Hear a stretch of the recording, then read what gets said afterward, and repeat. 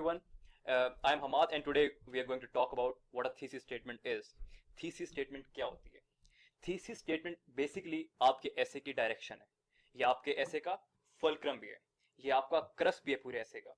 ये आपका point of reference है जिधर से आपने डायरेक्शन लेनी है कि आप अपने ऐसे में बात क्या करेंगे. बेसिकली ये आपका स्टांस है कि आप जा किस तरफ रहे हैं. अगर कोई आपसे पूछे कि आप कहाँ जा रहे हैं, आपका घर किस तरफ है, तो आप कुछ डायरेक्शन देंगे कि मेरा घर इस तरफ है या मेरा घर इस तरफ है. तो बेसिकली ऐसे में भी अगर आपसे पूछे कि आपका ऐसे किस बारे में है, तो जो आप उसको जवाब देंगे कि मेरा ऐसे इस बारे में है या इस बारे में है, तो वो बेसिकली आपका थीसिस स्टेटमेंट है.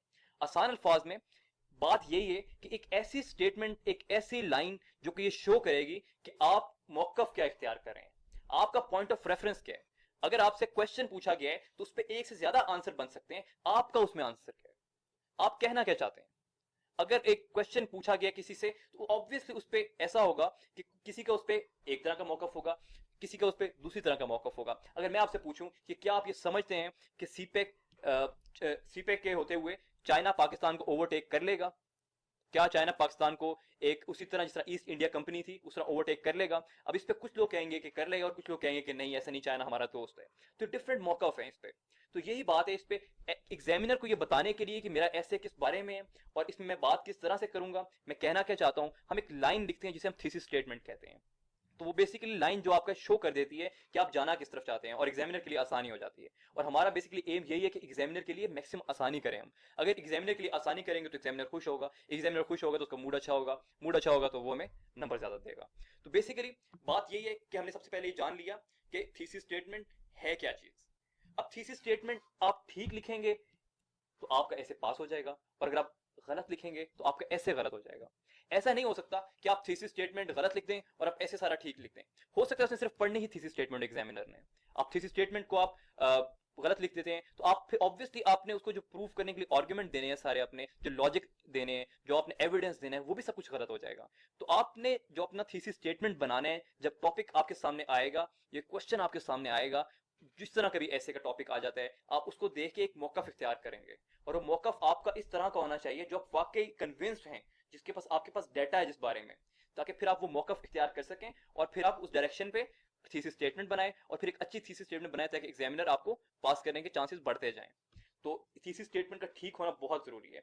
अगर आप ये समझते हैं कि थीसिस स्टेटमेंट के ऊपर मेहनत ना करके भी आप ऐसे ठीक कर लेंगे तो ये गलत बात है. सबसे पहले हमने थीसिस स्टेटमेंट से ही स्टार्ट करना है. जब टॉपिक देखते हैं तो आप ब्रेनस्टॉर्म करते हैं किस चीज के ऊपर, अपने थीसिस स्टेटमेंट के ऊपर ब्रेनस्टॉर्म करते हैं. अगर आप ब्रेनस्टॉर्म किसी गलत थीसिस स्टेटमेंट पर करेंगे तो आपको एविडेंस भी सारे गलत आएंगे. तो बेसिकली थीसिस स्टेटमेंट हमने जान लिया कि होती क्या है, क्यों जरूरी है. और अब हमने ये जानना है कि थीसिस स्टेटमेंट बनती किस तरह से है.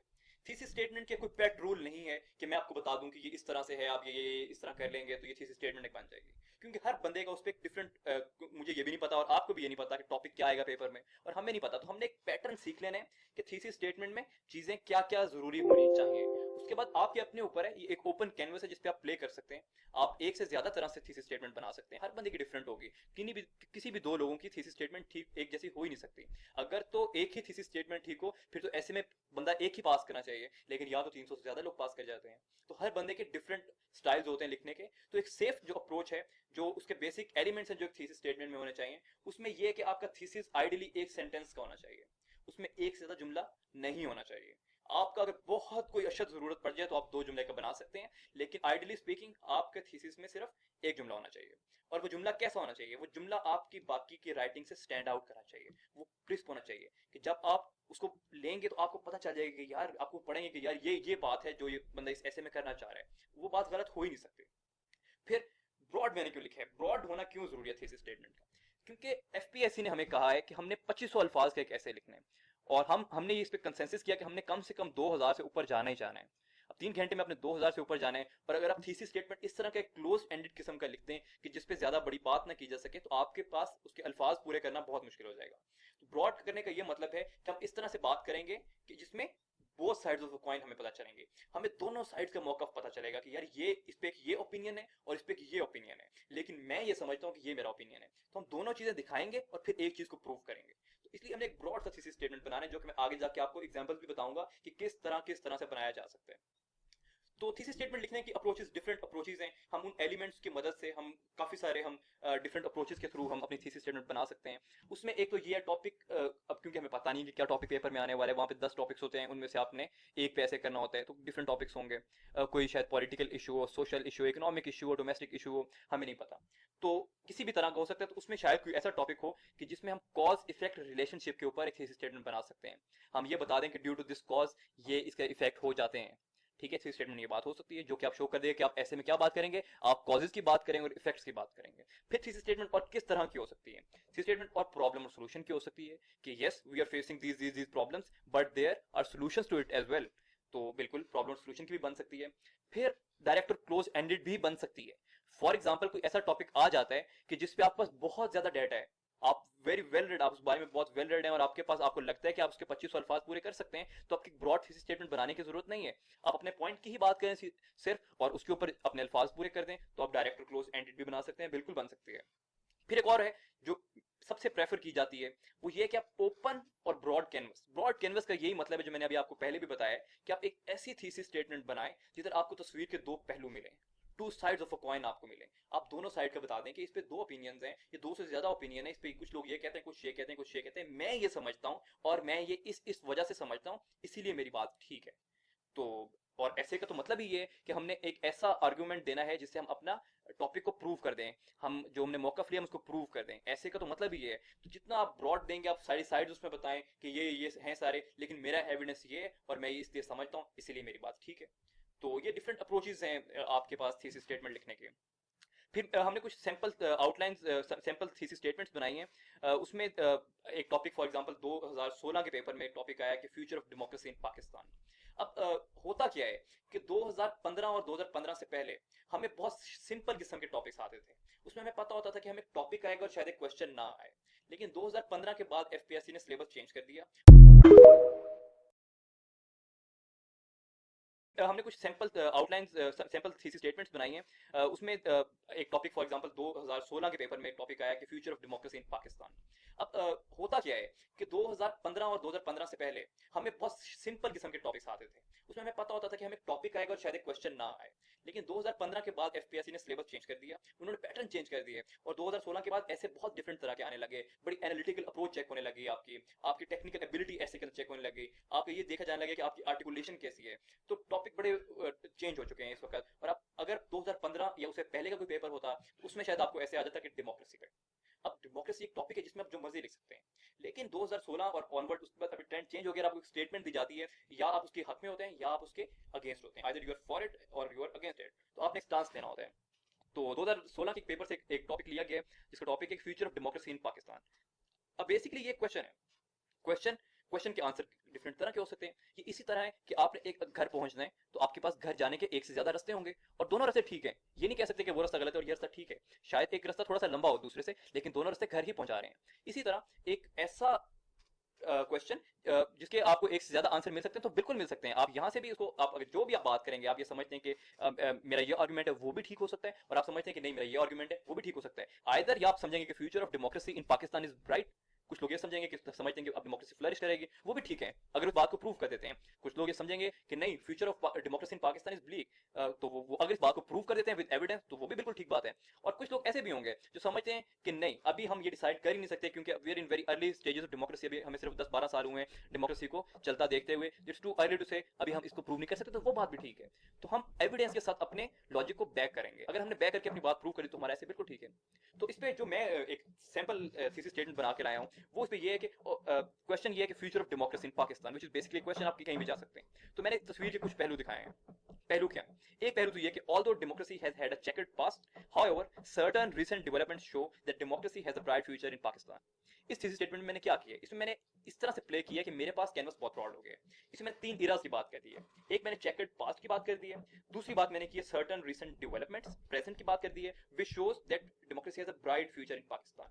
मैंने 3 बातें कर दी हैं, टोटल 3 बातें कर दी हैं। अब मेरे पास कैनवस बहुत बड़ा है, अब मैं प्ले कर सकता हूँ अपने आउटलाइन के अंदर, अपने ऐसे के अंदर, और मेरे हेड्स बड़े हो सकते हैं, मुझे ज्यादा खेलने का मौका मिल गया है, मेरे पास ज्यादा लॉजिकल ग्राउंड है जिसके ऊपर मैं खेल सकता हूँ, मैं इधर भी जा सकता हूँ, उधर भी जा सकता हूँ। मेरे पास अगर किसी एक टॉपिक पे थोड़ा सा डेटा कम है, कंटेंट की कमी है, तो मैं दूसरे को थोड़ा सा बड़ा कर सकता हूँ। इसलिए एक ब्रॉड थीसिस स्टेटमेंट का फायदा सबसे बड़ा क्या होता है कि आपके पास ज्यादा जगह मिल जाती है, आप एक केज में बंद नहीं होते।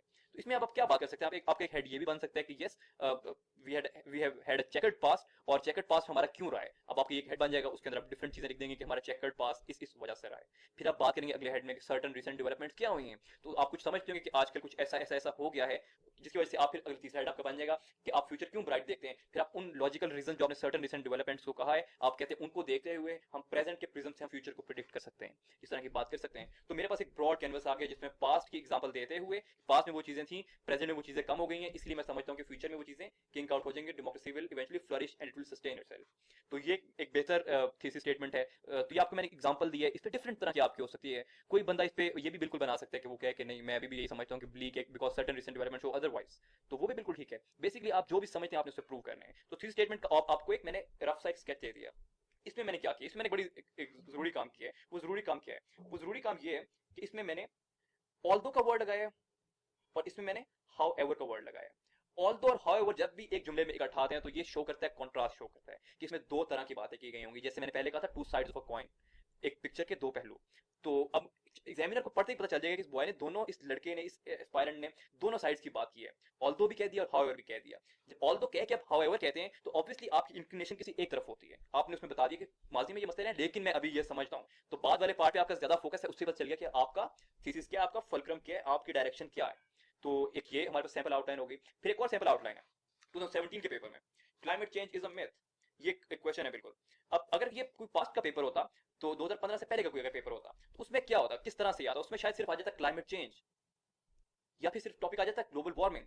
तो वो लिखना बहुत आसान था, सिर्फ एक टॉपिक था जिसपे आपने सिर्फ डेटा एक्सपोजिशन की फॉर्म में सिर्फ फैक्ट स्टेट कर देने थे, आपने डेफिनेशंस लिखने थे, कॉजेस लिखने थे, इफेक्ट्स लिखने थे और आपने सोल्यूशन लिख देना था। लेकिन अब गेम बहुत चेंज हो गई है, अब सीएसएस की गेम बिल्कुल डिफरेंट हो गई है, बहुत एनालिटिकल अप्रोच इन्वॉल्व हो गई है। तो अब टॉपिक किस तरह आया हमें, climate change is a myth. अब एक स्टेटमेंट दे दी है, either you can go for it और you can go against it. अगर आप फॉर में जाते हैं तो आप वाकई समझते हैं कि yes climate change is still a myth, या फिर आप ये कहेंगे know climate change is not a myth. तो इस पे डिफरेंट तरह की बन सकती है। या फिर आप इंडिसाइसिव भी हो सकते हैं, आप कहते हैं कि इट्स टू अर्ली टू से, अभी हम प्रिडिक्ट कर ही नहीं सकते, हमारे पास जो साइंटिफिक एविडेंस भी तो पूरा आया ही नहीं है। तो आपके अपने पर जो आप समझते हैं, क्योंकि जो आप समझते हैं उस पर आप बेहतर लिख भी सकते हैं। तो मैंने एक सैंपल इस पे थीसिस स्टेटमेंट बनाई है, वो मैंने किस तरह से बना ली है कि although there are still some elements who don't believe in climate change, however scientific evidence has proved that climate change is not a myth anymore। इसमें मैंने क्या बात की है, इसमें मैंने वही काम किया कि मैंने ऑल दो से स्टार्ट किए, दरमियान में मैं हाउएवर लेके गया हूं। तो इसमें मैंने तस्वीर पहले एग्जामिनर को बता दिया कि मैं इसमें दो पहलू दिखाऊंगा, मैं साइड्स की दो कॉइन की दोनों साइड्स दिखाऊंगा। दोनों साइड्स मैंने कौन सी दिखाई हैं, एक साइड मैंने ये दिखा दी है कि ऑल्दो आजकल के दौर में भी कुछ ऐसे लोग हैं, फॉर एग्जांपल ट्रंप है, यूएस में कुछ सर्टेन एलिमेंट्स हैं, कुछ साइंटिस्ट भी हैं अभी जो बिलीव क्लाइमेट चेंज बिलीव ही नहीं करते, वो कहते हैं कि it's a natural phenomena. However मेरी इंक्लिनेशन क्या है, मैं ये समझता हूं कि साइंटिफिक एविडेंस ने प्रूव कर दिया है that climate change is not a myth anymore.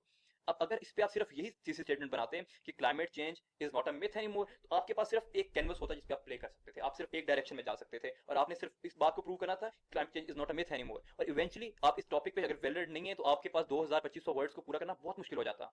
इसीलिए मैंने एक ऐसी थीसिस स्टेटमेंट बनाई है जिसमें मेरे पास कैनवस बहुत ब्रॉड आ गया, मैं दोनों साइड्स को दिखा दी हैं, दोनों साइड दिखाई है। तो अब मेरे पास बिल्कुल कैनवस बड़ा हो गया है। मैं इसमें बात करूंगा उन एलिमेंट्स के जो बिलीव करते हैं कि climate change is still a myth, वो क्यों ये बिलीव करते हैं, उनकी मैं फैक्ट स्टेट करता जाऊंगा। फिर मैं बात करूंगा कि अभी जो मैं बिलीव करता हूं तो मैं क्यों बिलीव करता हूं, मैं साइंटिफिक एविडेंस का जिक्र करूंगा, मैं उस कॉज इफेक्ट रिलेशन की बात करूंगा कि ये कॉजेज जो हैं ये इफेक्ट लेके आ रहे हैं और इनको साइंस ने इस तरह प्रूव किया ओवर द ईयर्स।